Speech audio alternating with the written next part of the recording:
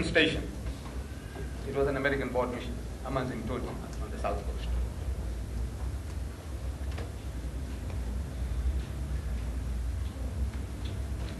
At this mission, the missionaries were being trained in comparative religion. And whatever they learned, they practiced on us in the shop. You see, I was a salesman selling sugar and salt, handkerchief, rice, things like that, little things. And all the other staff were like myself, all schoolboys, just left school. Cheap labor, you see. So we were there, and these missionaries, they come along, and they knock heads into us. The guy comes along, he says, oh, he's buying his things, but he says, Muhammad has so many wives. So I know nothing about that. Really, I knew nothing about that. He says, Muhammad, he copied his book, the Quran, from the Jews and the Christians. I know nothing about that. He says, Islam was spread at the point of the sword. I know nothing about that. The only knowledge I had about Islam, as well as my companions, was that we read the Kalima. If I ever met any one of you then, and you say you're a Muslim, I say, can you read the Kalima? He said, yes. I said, come on, read. So he said, La ilaha illallah Muhammad Rasulullah. I said, right. Pass. That's how I passed, and I passed everybody. You read the Kalima, you're Muslim. What that meant, I didn't know. Wallah, I didn't know. I read it, that's a formula, magic formula, I'm a Muslim. I knew the way my father prayed, I prayed, the way he made wudu, I make wudu, the way he fasted, I fasted. I knew all that. But what about Islam? I knew nothing. What should I lie to you? And this is my people. This is what we were. We knew nothing. We were Muslims, we read the Kalima. So these people are making life miserable for us. They didn't know that they were creating a monster for themselves. That they didn't know. If they only knew, they'd regret the day. Say, why did we touch this guy? Should have left him alone. So, still time. Take your time. So what to do? Leave the job and run away? Or fight back? Now you can't fight back if you have no weapons. And jobs were hard to find. After high school, I was getting £6 a month, my wages.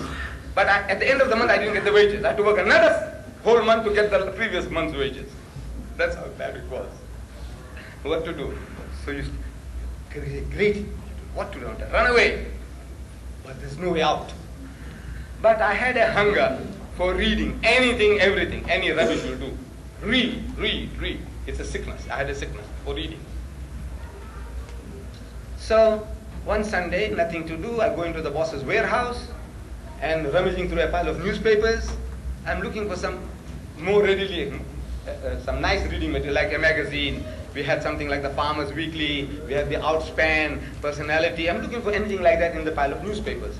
So I'm going through, putting the newspapers one side. If I find something, I put the other side. I said, this, I'll take it into my room and read them, and going through. And Allah is Musabbibul Asbab. He is the creator of opportunities. See how he does it. How Lenin found that book. Lenin, Karl Marx, Das Kapital. He was in prison and he read it and he came out, he implemented it. One man. And today, 200 million, 1,000 million communists. Because one man read the book. This is what the potentiality of a book. This, I find a book, a worm-eaten book. Red cover, full of mildew. I take it up and start to sneeze. The book, it says, Izharul Haq. Izharul Haq. Izharul Haq. It sounds like Muslim. Izharul Haq. I have no knowledge about these things. Izharul Haq. Izharul Haq. It doesn't sound English, does it? To my mind, it is Izharul. Izharul Haq. What is Izharul Haq? So I see in bracket, in small writing, it says the truth revealed. So I said, maybe that means this. Let's see. So I open the book. And it is a book about the British conquest of India.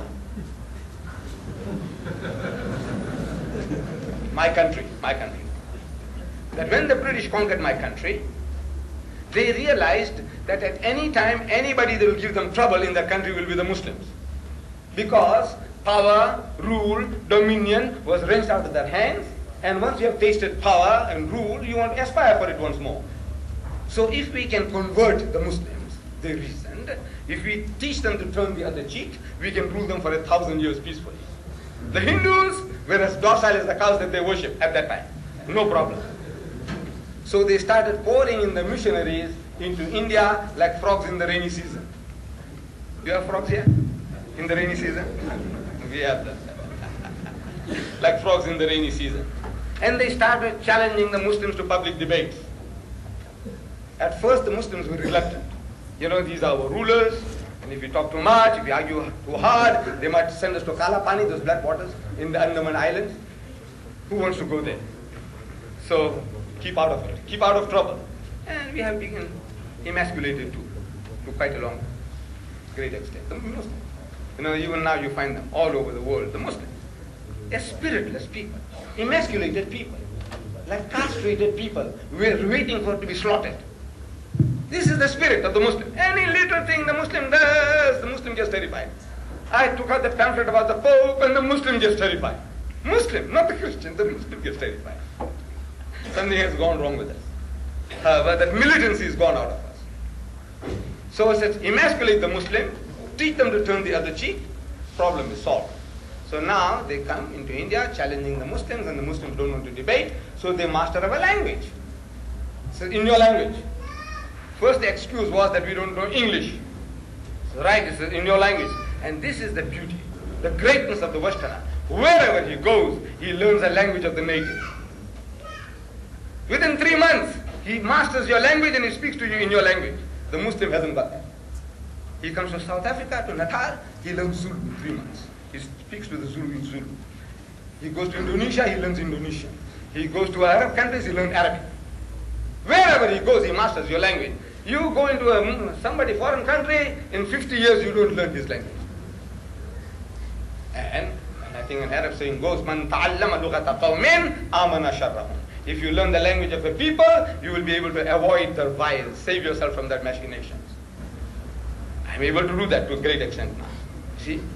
Born in India as a Britisher over 60 years ago, British subject. I have a British passport. When I was 9 years old, I know how many of you are Britishers for more than 60 years.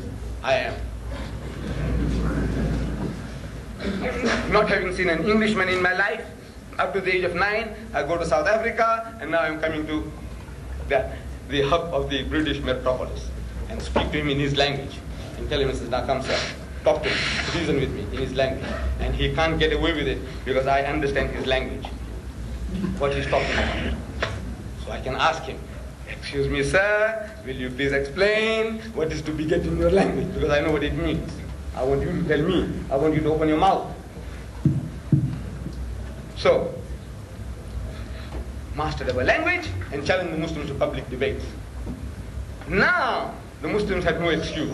The young men tell the elders, they said, look, Saab, you know, ये तो हमारी ज़बान के अंदर हमारे साथ बहस करने मांगता है. This guy wants to debate with us in our language. How can we say no now? So Maulana Abdul Aziz of Delhi, he was forced to take up the challenge. And there was a reverend founder from England who was taking a lead in that debate expedition. And according to the appointed time and date, the debate starts. And I'm told in the book, I'm reading this in the book, that 100,000 people gathered at that great meeting. I don't know how voice was carried those days. But somehow the people loved it, they enjoyed it. Even if they didn't hear, they could see what's going on at a distance. 100,000 people gathered. And the Reverend began, Reverend Paul. So he began by requesting the Maulana. He said, Maulana Sahib, respected learned man, please get started. So the Maulana Sahib reasons. He says, you are our elder brother.